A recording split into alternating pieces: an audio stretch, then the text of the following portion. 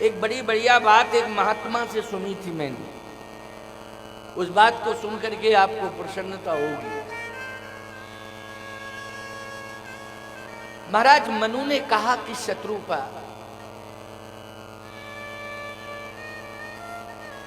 मैं केवल कंद मूल फल ग्रहण करूंगा, अन्न का त्याग करूंगा, केवल कंद मूल फल। लेकिन तुम्हें मैं बाध्य नहीं करूंगा कि तुम भी कंद मूल फल ही ग्रहण करो, तुम अपनी रुचि के अनुसार अन्न ग्रहण कर सकती हो। लेकिन मेरा मन है कि मैं कंद मूल फल ग्रहण करके ही तप करूंगा। तो जानती हो माताओं, शत्रुपा जी ने क्या कहा था? हे स्वामी, मैं आपको वचन दे रही हूं कि आप कंद मूल फल जो आप ग्रहण करेंगे वही मैं ग्रहण करूंगी। लेकिन एक निवेदन कर रही हूं कि आप कंद मूल फल ग्रहण करेंगे, ग्रहण करने के बाद जो शेष उच्छिष्ट बच जाएगा उसको बाद में प्रसाद के रूप में नित्य ग्रहण कर लिया करूंगी। मैं पूर्ण आहार भी नहीं लूंगी, आपका शेष उच्छिष्ट ग्रहण करूंगी।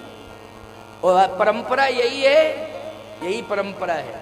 पहले तो यही परंपरा चली आ रही थी कि पति भोजन कर लेता था तब पत्नी बाद में भोजन करती थी। ये पुरानी परंपरा है, अब चल रही होगी तो चल रही होगी। कौन हम घर घर में घुसे फिरते हैं कि सबके घरों में यही देखते फिरते हैं कि क्या हो रहा है क्या नहीं। लेकिन चल रही होगी तो चल रही होगी। लेकिन मुझे लगता है कि सुनने में आता है कि अब ये परंपरा धीरे धीरे टूट रही है, ये परंपरा धीरे धीरे टूट रही है। अब तो ये होता है कि भाई भोजन रखा हुआ है, रखा है, कहाँ रखा है? कहीं अंदर रखा है। अरे तो रखा तो है, तू मुझे ग्रहण तो करा दे। देखो मुझे नींद आ रही है, डिस्टर्ब मत करो। कह दिया है भोजन रखा है, उसको पालो। अब बेचारा अंदर गया, फरवरी चल रही है, ठंडी भी पड़ रही है। अब उसने रोटियां देखी, ऐसे हो गई वो जैसे सुदर्शन चक्र हो। हाँ साहब, इतनी कठोर रोटियां हो गई वो सब। एक फेंक दिया जाए तो गर्दन ही अलग हो जाए किसी, क्यों भाई, तेज गति से कड़क एकदम। तो उसने कहा अरे सुन सुन, रोटियां रखी तो हैं लेकिन कड़क बहुत हैं, थोड़ा सा गैस गरम करके इनको गरम कर दे।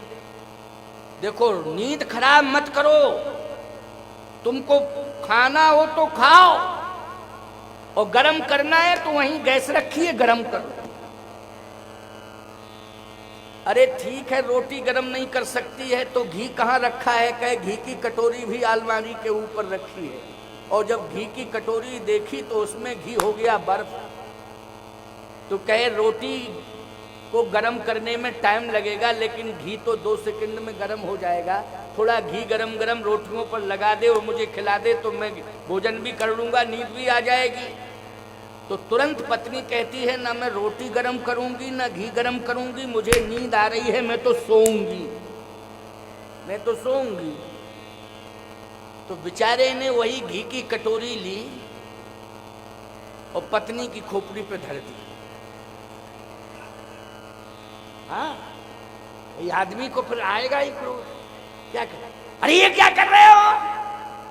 अरे घी गरम कर रहा हूं, गैस से ज्यादा गरम तो तुम्हारी खोपड़ी हो गई है, इसलिए अब गैस चूल्हा गरम करने की जरूरत ही नहीं है। बोलो इस तरह की कंडीशनें हैं कि नहीं? जल्दी बोलो। ये संवाद नहीं हो रहे हैं, विवाद हो रहे हैं घर घर में, बड़ी विडंबनाएं हैं। मनु शत्रुपा का प्रसंग प्रेम का साम्राज्य स्थापित करता है घर घर में, कि पति पत्नी में कैसा प्रेम होना चाहिए। प्रेम का साम्राज्य स्थापित करो घर घर में, कथाओं को सुनो मन लगा के, तभी प्रेम का साम्राज्य स्थापित होगा। महारानी शत्रुपा जी कह रही हैं स्वामी, आपका उच्छिष्ट शेष जो बचेगा उसको प्रसाद के रूप में ग्रहण कर लो। क्या इस प्रेम को परमात्मा नहीं देख रहा है? बोलो देख रहा है कि नहीं? वो देख रहा है। कितना प्रेम है। करही आहार साक फल कंदा, और सुमरहि ब्रह्म सच्चिदानंदा। विधि हरिहर तप देख अपारा, मनु समीप आए बहु बारा। हे पार्वती, मैं स्वयं गया उस तपस्वी दंपति के पास, मैं स्वयं चल के गया। भगवान शंकर कह रहे हैं इस बात को। और मैं ही नहीं, ब्रह्मा विष्णु ये दोनों, और मैं तीसरा, तीनों पहुंचे। और एक बार नहीं, कई बार। मनु समीप आए बहु बारा, बहु बारा मानी कई बार। अब बोलो भाई, इस प्रेमी तपस्वी में कितनी बड़ी ताकत है कि ब्रह्मा विष्णु महेश कई बार आ रहे हैं, कई बार। अच्छा एक बात बताओ, तुम सब मंदिर में जाती हो, शंकर जी के सुबह 4-5 बजे पहुंच जाती होगी एक लोटा जल लेके। किस लिए जाती हो? शंकर जी को प्रसन्न करने के लिए। एक लोटा जल शंकर जी को दिया, कहे शंकर जी प्रसन्न हो गए।